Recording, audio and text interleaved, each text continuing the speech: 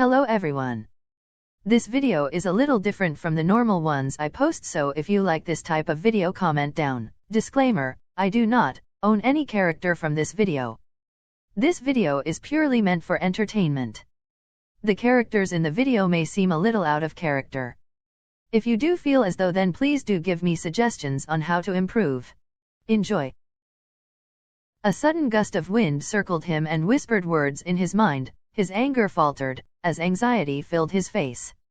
His chest was too tight for him to breathe. The room started to spin as he sat, forcing himself to breathe deeply, taking a deep breath, letting the cold surge of air fill his lungs. Shit, please be okay. He paced back and forth, cursing to himself, silently praying for the greenet's health. The greenet had been taken to the ICU, cause he was experiencing seizure while being still in coma. Who's here for Izuku Midoriya? The voice interrupting his chain of thoughts. The blonde stood up and walked towards the room the greenets was in. I am. Please follow me. The blonde looked through the tiny glass window on the door, his eyes locked on the latter's tiny body decorated with casts, bruises, cuts and bandages. You better be okay, nerd. It has been 3 days since their fight with few villains. The greenet was injured gravely, with a few cracked ribs, broken bones and a blow onto his head. He was found unconscious. The blonde was here to pay his daily visit to check on the latter's health, hoping he'd be awake. You may enter now. He slightly pushed the door and checked if the greenet was awake. He slowly drove himself into the room. As soon as he entered the room, he scrunched his face, as he was greeted with an unmistakable smell of strong bleach, along with other mixed antiseptic mixed in the air. It stung his nose. He could taste the metallic tang in his mouth. He looked around and froze soon as his eyes locked on his own boyfriend's body. His chubby face was sucked onto his cheekbones. The freckles the blonde adored now was dull and dark. His eyes had dark eye bags under them, his lips and eyes puffy red overlaying his freckles.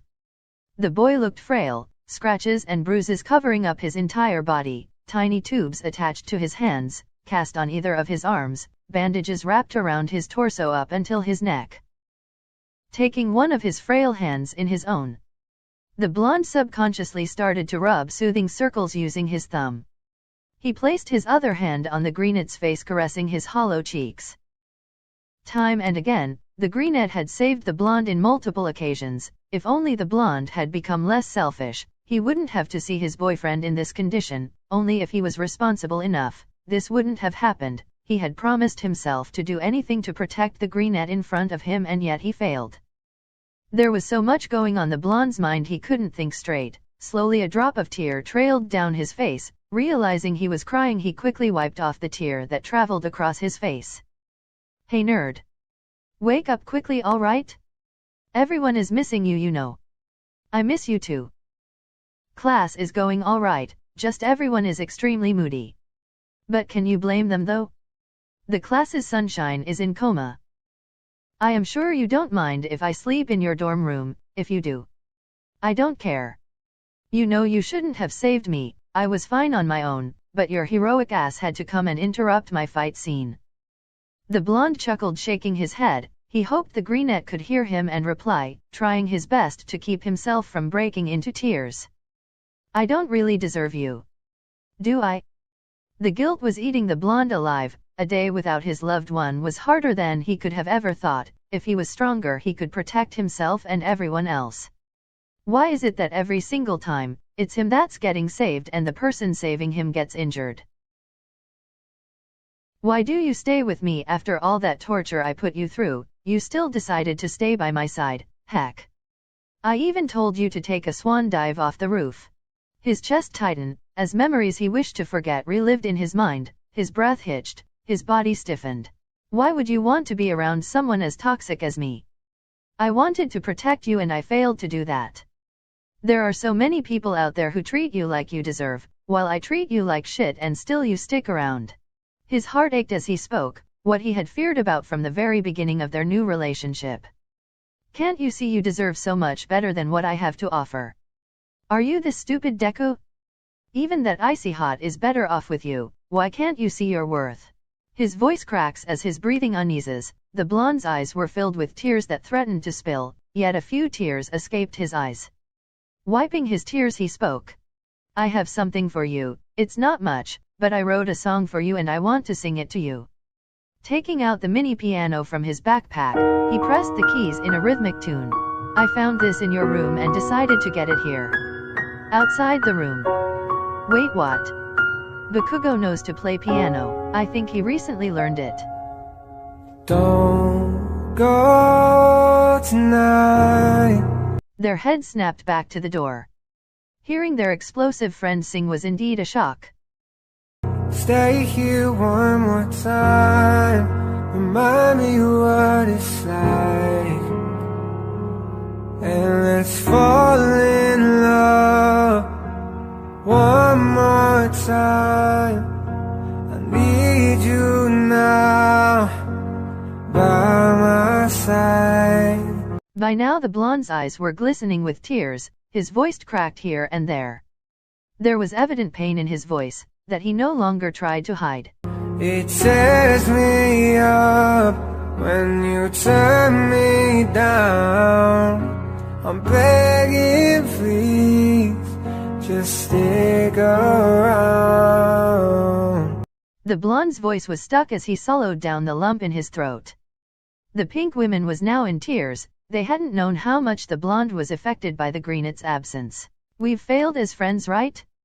Her voice broke as she spoke. The redhead only shook his head and brought the girl to a tight embrace. I'm sorry, don't leave me. Choking on his own tears, he continued to sing.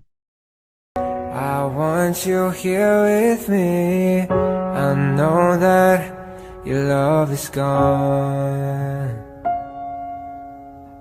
I can't breathe, I'm so weak.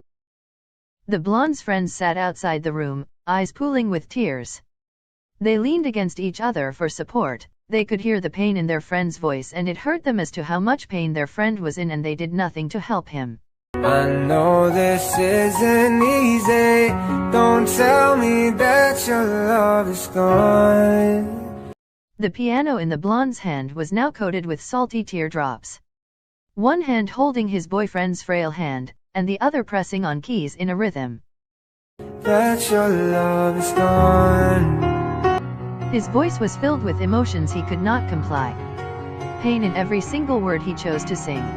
I'm sorry, don't leave me. I want you here with me.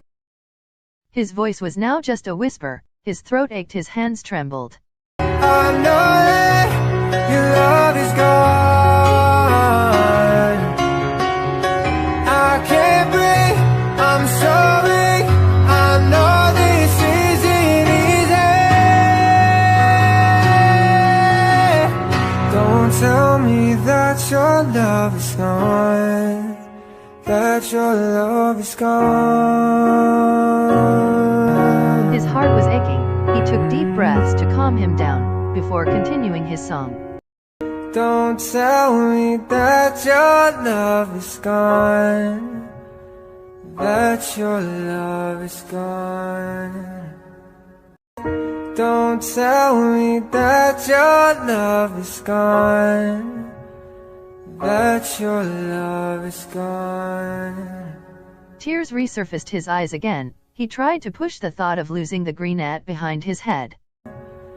That your love is gone. I know this isn't easy.